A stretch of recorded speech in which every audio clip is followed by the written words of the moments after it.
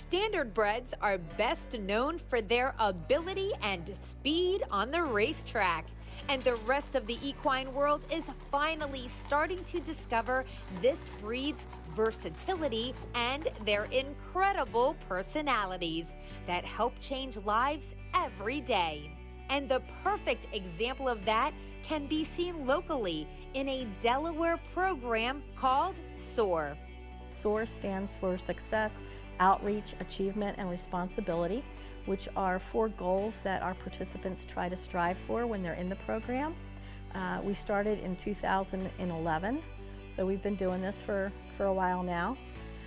We offer a horsemanship program as well as a few other programs that are outdoors, agricultural based for individuals with different abilities, at-risk youth, and we have offered to military families and law enforcement as well. I would say 90% of the participants that come here can't ride either because they don't get a physician's approval, or maybe a guardian or a parent doesn't want them riding a horse, but they still want them to have that connection and the positive benefits that come from being around horses. PJ, can you turn around? Can you turn around and sign hat for Bud? Can you sign hat? Well. So brushing is instrumental. It's good for them with their fine motor skills. When Weston was probably about a year or 2 ago, you couldn't get him to hold an object if you asked him to. He would not do it. So this is pretty instrumental, and he likes the mane, the sensory part of the mane. PJ, you're doing a great job too. I offer an 8-week program where they come in and we do a learning lesson adapted to everyone's level, the best that we can. And then we also incorporate skills that encourage gross and fine motor skills. How about a hoof pick? Good job. Plastic curry.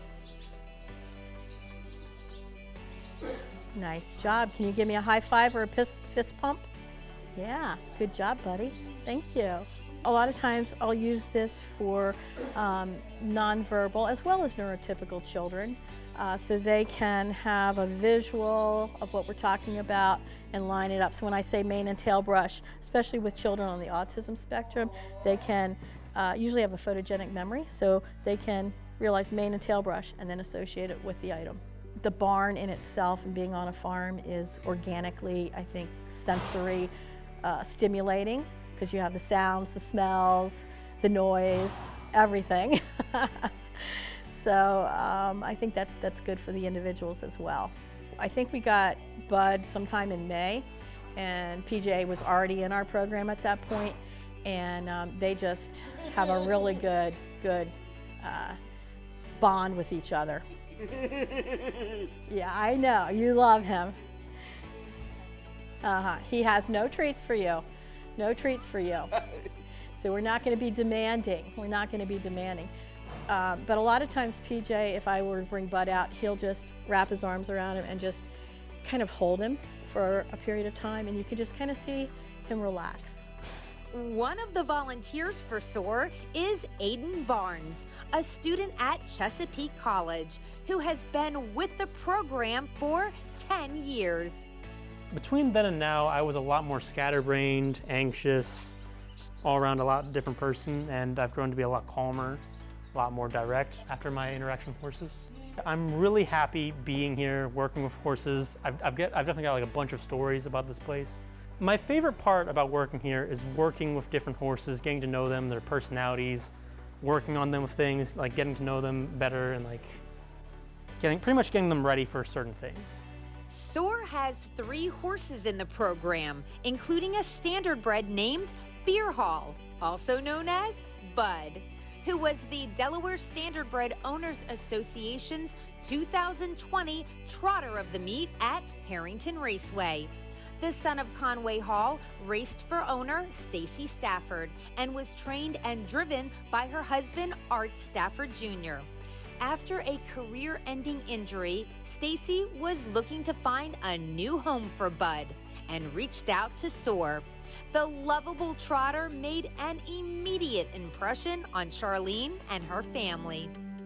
They came in the barn and Weston was in his stroller, and I kept singing his praises to Charlene about I thought he would be a great therapy horse, but that was just because I'm very biased where he's concerned.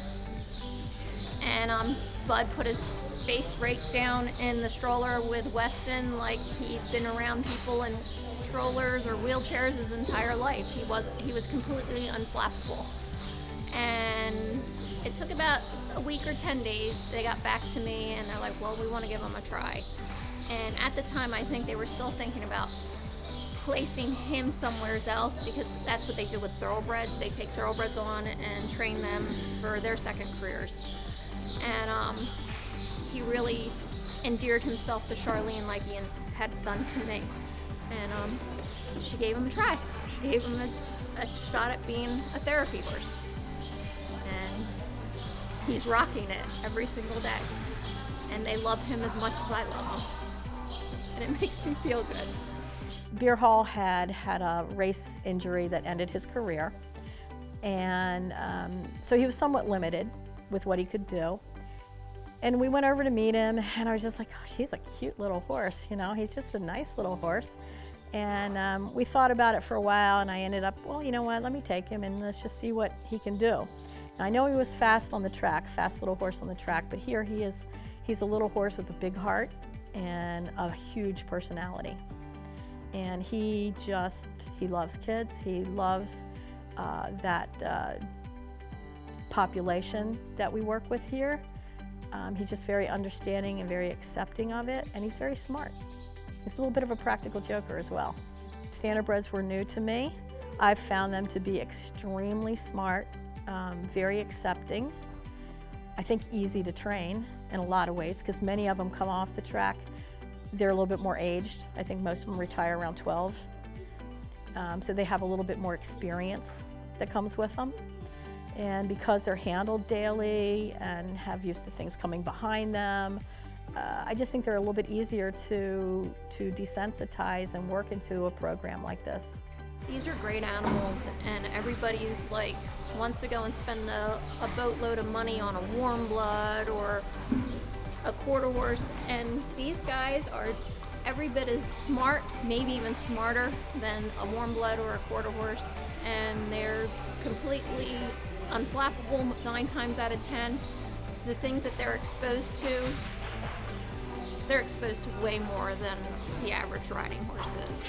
And I came from that background, so I can say that with confidence. I consider Charlene one of our little angels that landed in our life, and she is such an amazing conduit between my son and so many of the other special needs individuals.